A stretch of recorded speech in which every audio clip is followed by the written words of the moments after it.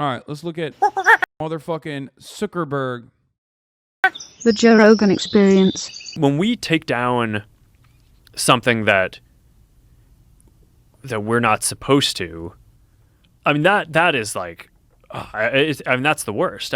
Remember, fun fact, but Mark Zuckerberg quite literally said Holocaust revisionism, the single best indicator that someone is a fucking actual out and about Nazi, is appropriate on his platform. Remember when he said this while people were talking about Facebook's own involvement in the ongoing genocide of Rohingya Muslims, okay, in Myanmar. Facebook quite literally, and this is well documented, played a role on WhatsApp in the dissemination of misinformation that led to the genocide of Muslims in Myanmar.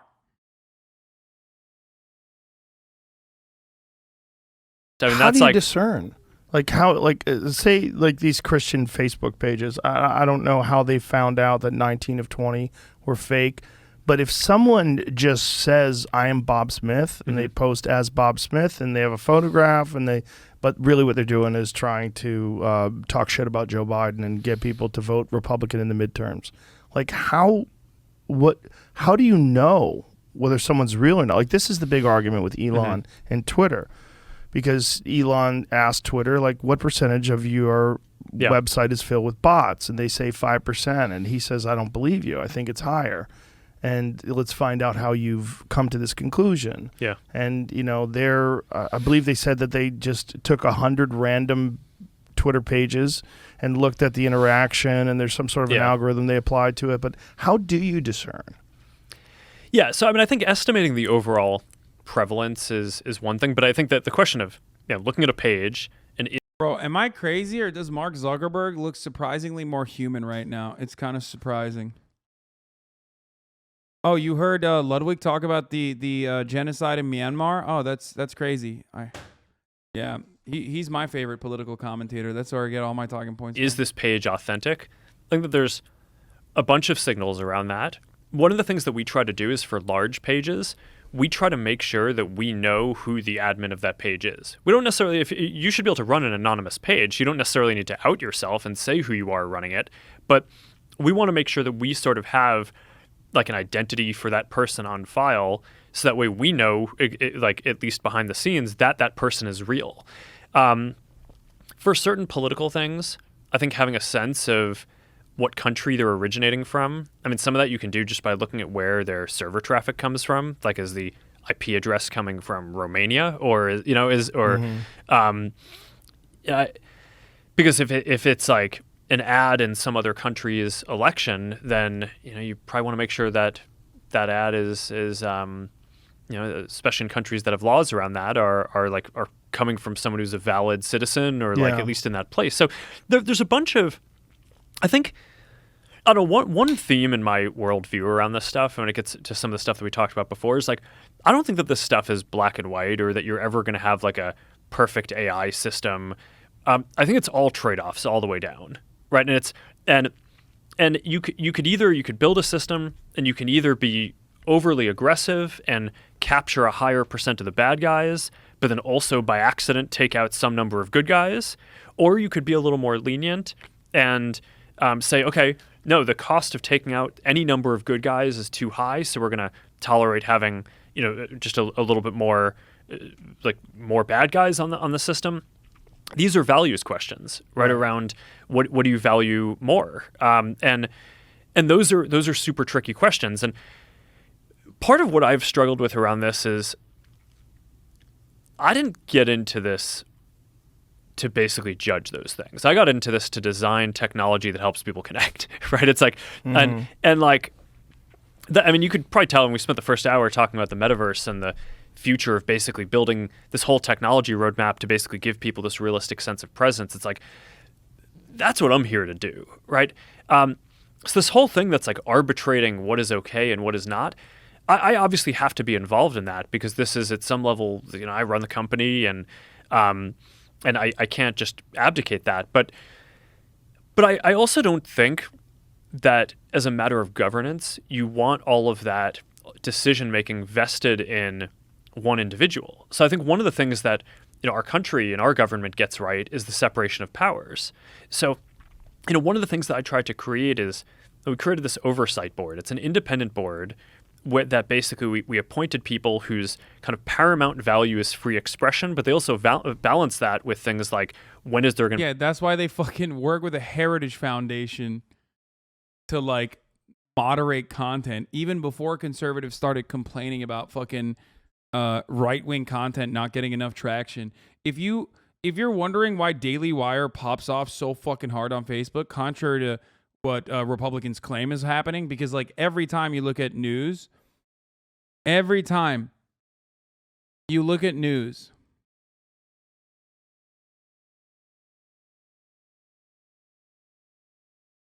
they're always making it seem like Republicans are not getting any fucking they're not getting enough clout. Oh yeah, no, here. Page 14. Fundamental freedoms, the mission examined, Myanmar authorities. The role of social media is significant. Facebook has been a useful instrument in those seeking to spread hate in a context where, for most users, Facebook is the internet. Although improved in recent months, the response of Facebook has been slow and ineffective. The extent to which Facebook posts and messages have led to the real-world discrimination and violence must be independently and thoroughly examined. The mission regrets that Facebook is unable to provide country-specific data about the spread of hate speech on its platform, which is imperative to assess the adequacy of its response. This is a report from the Independent International Fact-Finding Mission on Myanmar by the Human Rights Council. Like, they just straight up are like, Facebook played a role, we just don't know how bad it was. How wild.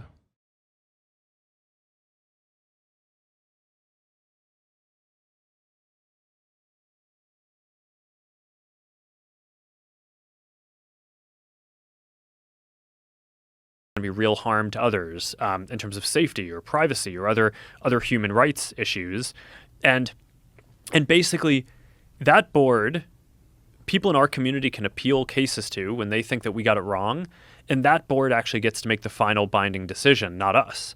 So in a way, I actually think that is a more legitimate form of governance than having just a team internally that makes these decisions, or maybe some of them go up to me, although I don't spend a ton of my time on this on a day-to-day basis.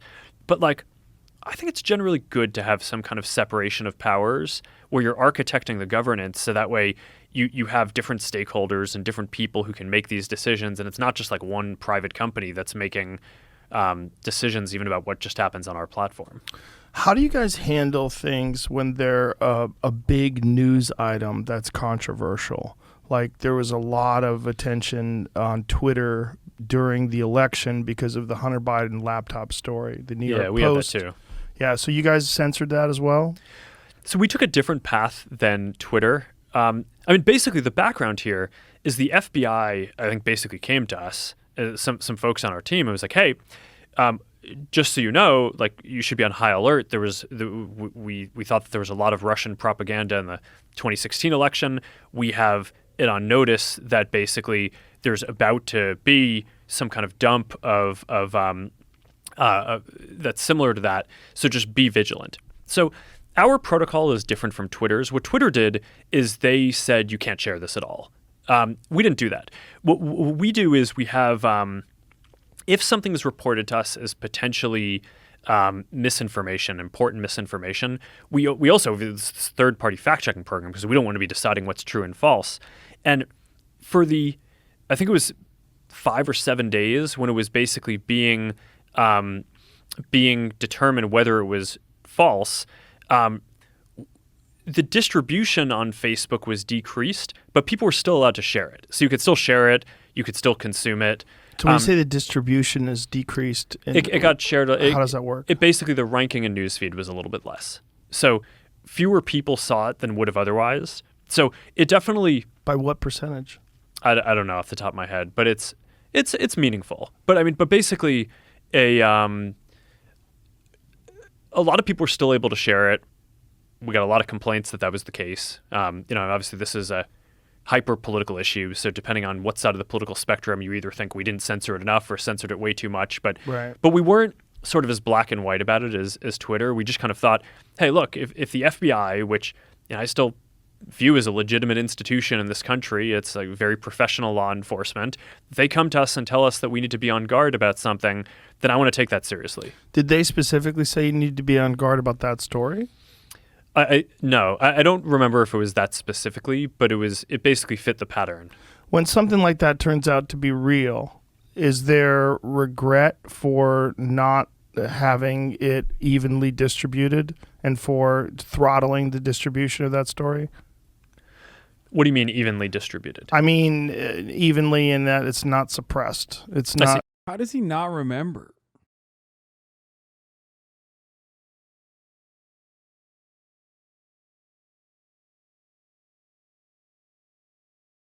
Like, that's crazy. Yeah. I mean, it sucks. Yeah. Yeah, I mean, because it turned out after the fact, the fact checkers looked into it. No one was able to say it was false, right? So basically it had this period where it was getting list distribution. So yeah, I mean, but I think I think it sucks though. I think in the same way that probably having to go through like a criminal trial but being proven innocent in the end sucks. Like, it still sucks to have like that you had to go through a criminal trial, but at the end you're free.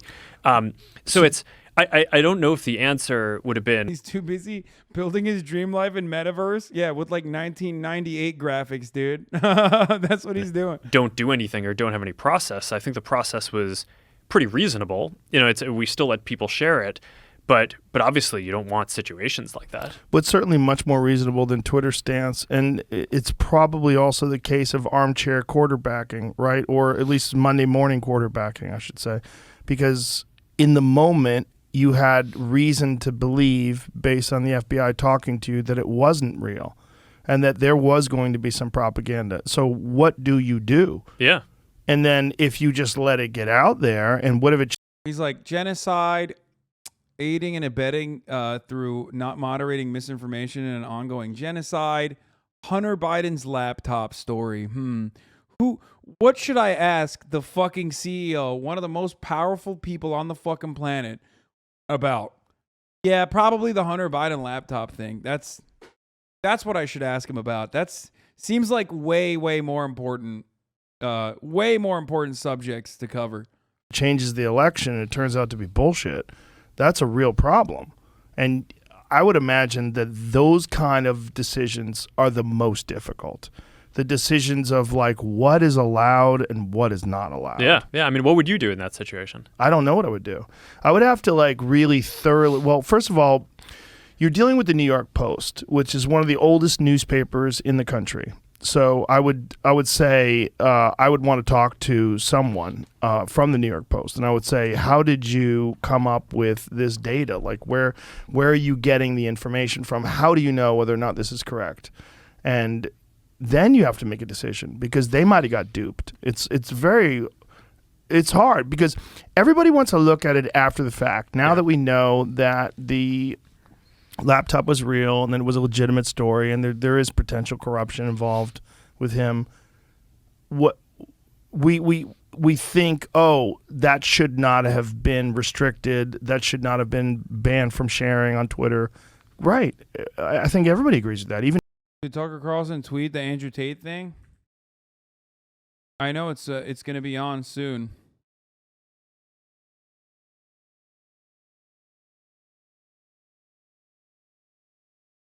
Did he tweet again?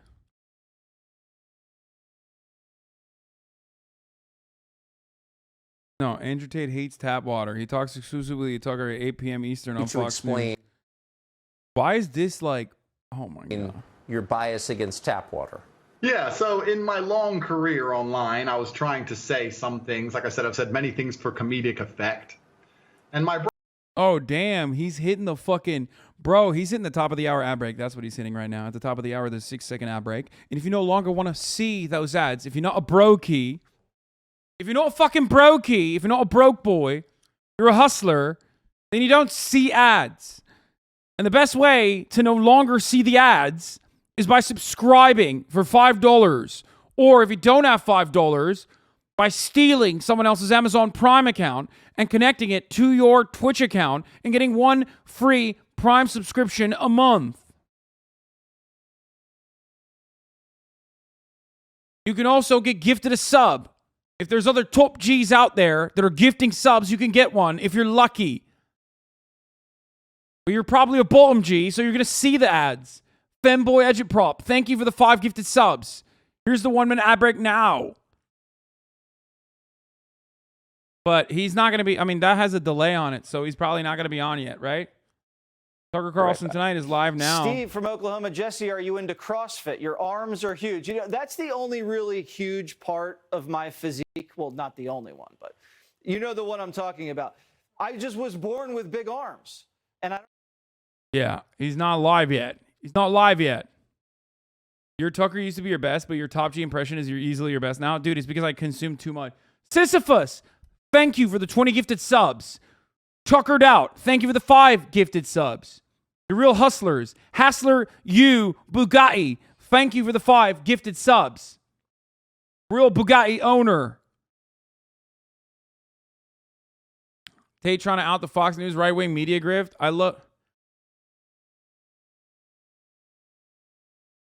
Someone was saying that I was someone literally did that quick like slam dunk of like, didn't you platform Andrew Tate? And I was like, yeah, I love platforming Andrew Tate. I totally did that. I do love that, by the way. Like the Andrew Tate debate overall was so like awful for him. Was so absolutely awful for him that like basically most people didn't even fucking say. Most people didn't even have the audacity to, oh, he's not going to get into it yet. How could it happen? Once you accuse a man of racism and fascism and sexism, embezzlement. Okay, well, we're not doing that yet. Even Twitter agreed with that. But the thing is, then they didn't think that. In the beginning, they thought. But yeah, that fucking, that debate, which you can barely fucking call a debate, let's be real. That one was so bad for him.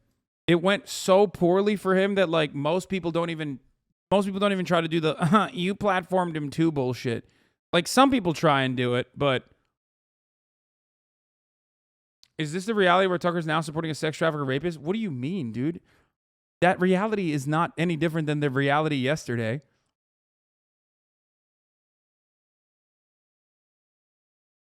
I didn't even have him on my stream either, so there's thought that. It was fake. So what do? Like if something comes along and the Republicans cook up some scheme to make it look like Joe Biden's a terrible person, and they only do it so that they can win the election, but it's really just propaganda. What are you supposed to do with that? You're supposed to not allow that to be distributed. So if they think that's the case, it makes sense to me that they would try to stop it. But I just don't think that they looked at it hard enough. When the New York Post is talking about it, you know, they're pretty smart about what they release and what they don't release. If they're going over some data from a laptop and you could talk to a person, but again, like this is just one story, like one individual story. Like how many of these pop up every day, especially in regards to polarizing issues like climate change or COVID or you know, foreign policy or Ukraine.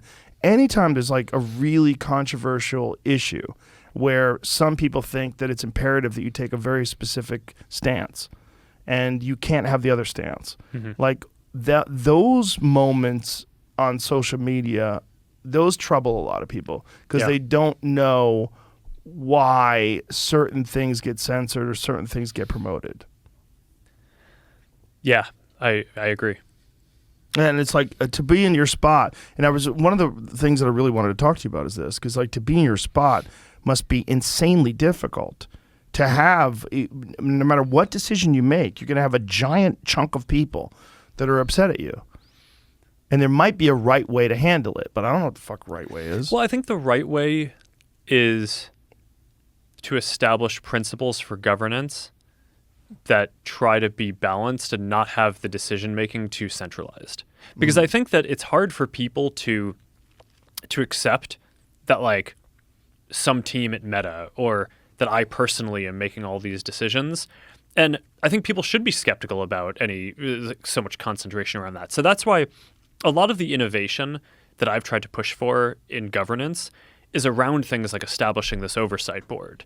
So that way you have people who are luminaries around expression from all over the world. But I think he's going to forget. I think Mark Zuckerberg, or not Mark Zuckerberg, I think Joe Rogan doesn't understand that, like, coming along and, like, agreeing with, yeah, see? Dude, Joe Rogan experience, I'm calling it. Here's my lock. Yesterday's interview with the CIA guy, today's interview with Mark Zuckerberg, people are going to start saying Joe is inauthentic. He just lets, like, a lot of these villains do PR on his broadcast, which is what a lot of people consider inauthentic about mainstream media as well. I think his audience is going to start fucking yelling at him about this shit.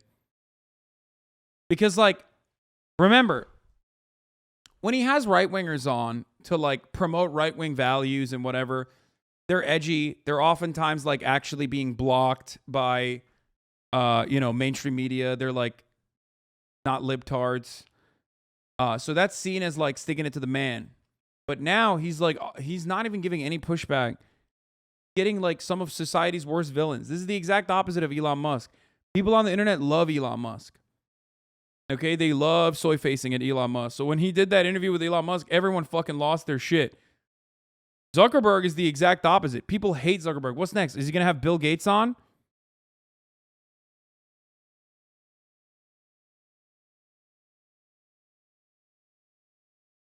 Podcast guests are paying up to $50,000 to appear on popular shows. Yeah. I mean, his subreddit is already, like, kind of opposed to him since COVID. His Reddit already hates him, so that doesn't count. His Reddit is like me. People that want to love him but can't because he constantly is just, like, awful. But there's the nostalgia element of, like, old Joe Rogan that they want a return to, and that's why they, like, immediately go crazy whenever Joe has, like, another guest that is reminiscent of that. But anyway, my point is, Mark Zuckerberg, villain. Nobody likes Mark. Nobody.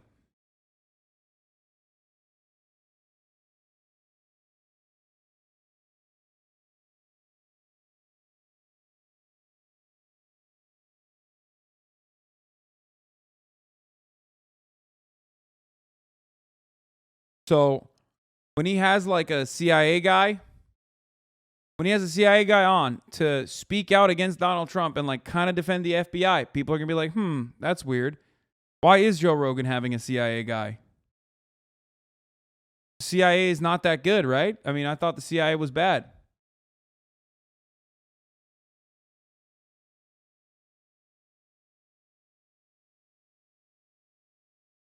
Now he's having Mark Zuckerberg on. I don't know. But also in the U.S., I mean, folks like Michael McConnell, who's a Stanford professor, who's like, he was I forget which Republican president appointed him, but I mean, he was I think going to be considered for the Supreme Court at some point. I mean, he's a very very prominent and kind of celebrated free expression advocate, and he helped me set the thing up. Donald Trump's Mar-a-Lago maid. Thank you for the 5 gifted subs.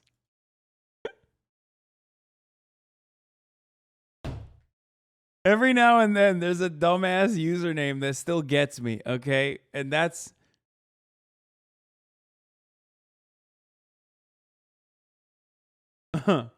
that's a good name. And I think, like, the beauty of GRE is that he tries his best to keep his platform unbiased, which is extremely rare nowadays. Yeah, dude, Joe Rogan, totally unbiased and definitely not an out-of-touch wealthy guy who, especially since moving over to fucking Austin, has become like a full-blown right-wing crank. Setting up forms of governance around that are independent of us, that basically get the final say on a bunch of these decisions, and that's a step in the right direction. I mean, in the Hunter Biden case that you talked about before, I don't want our company to decide what's misinformation and what's not. So when we work with third parties and basically let different organizations do that. Now, I mean, then you have the question of, are those organizations biased or not? And that's that's a very difficult question, but at least we're not the ones who are basically sitting here deciding. We're not the ministry of truth for the world that's deciding whether everything is true or not. So I'd say this is not a solved problem. Controversies aren't going away. I think that it is interesting that the U.S. Is actually more polarized. Am I crazy or does this interview suck? I guess it's like because Mark is just so boring. Like he has the personality of a fucking wet blanket. And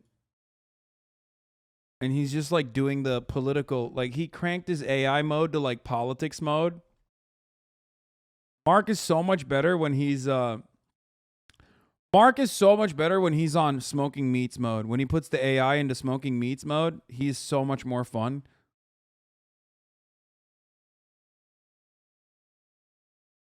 Facebook Oversight Board says post critiquing RSS BJP highlights minority concern, allows it.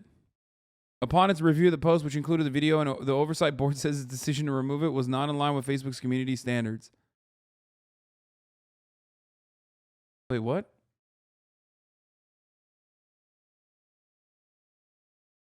RSS is a new threat, and the ruling BJP has moved towards extremism has been deemed as not in violation of the social media platform's policy. Wait, well, okay. The RSS was threatening to kill Sikhs, and the Prime Minister Modi himself was formulating the great genocide of Sikhs on advice. Okay. Wait, I'm confused. That should not have been taken down, yes. That's a good thing. Why did you fucking literally post this in here? Did you think that I was going to agree with you?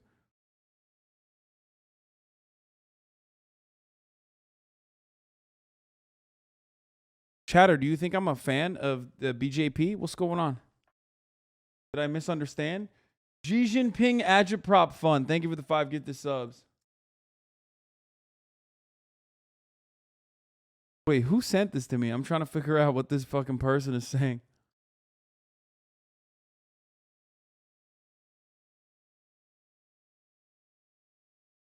Heck, that was classic sick lol.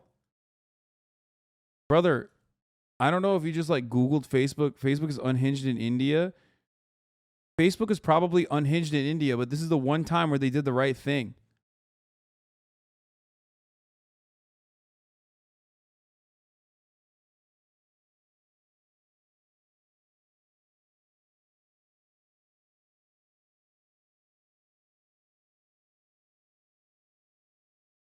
So I don't know why you brought this up.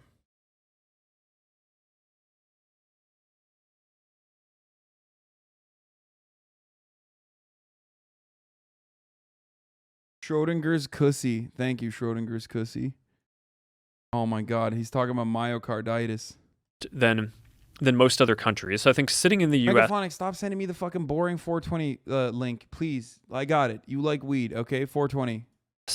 It's easy to extrapolate and say, hey, it probably feels this way around the whole world. And from the social science research that I've seen, that's not actually the case. There's a bunch of countries where social media is just as prominent, but polarization is either flat or has declined slightly. So there's something kind of different happening in the U.S. But for better or worse, I mean, it does seem like the next several years do seem like they're set up to be quite polarized. So I tend to agree with you. There are going to be a bunch of different decisions like this that come up because of the scale of what we do. Almost every major world event has some angle that's like the Facebook or Instagram or WhatsApp angle about how the services are used in it. So, yeah, I think just establishing as much as possible independent governance. If you're guaranteed to get on the show, would you pay $50K to get on, Jerry? No, fuck no, dude. What are you fucking saying? You should have me on for free. Joe Rogan has had people with like significantly less fucking clout and significantly less like social media movement than someone like myself.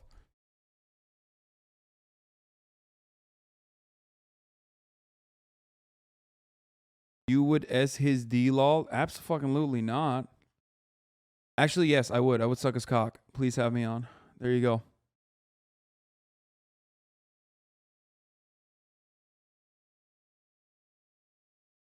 I wouldn't suck his cock, but I would suck his nipples. And I've said that before there was any sort of, Joe Rogan invite at play here. I would suck his extremely long nipples. Num, num, num, num, num. Also, you would have other stuff you can do with streaming in Austin. It's a win-win. Yeah. He has the longest nipples of all time, brother. I would want to be in the room with those shits.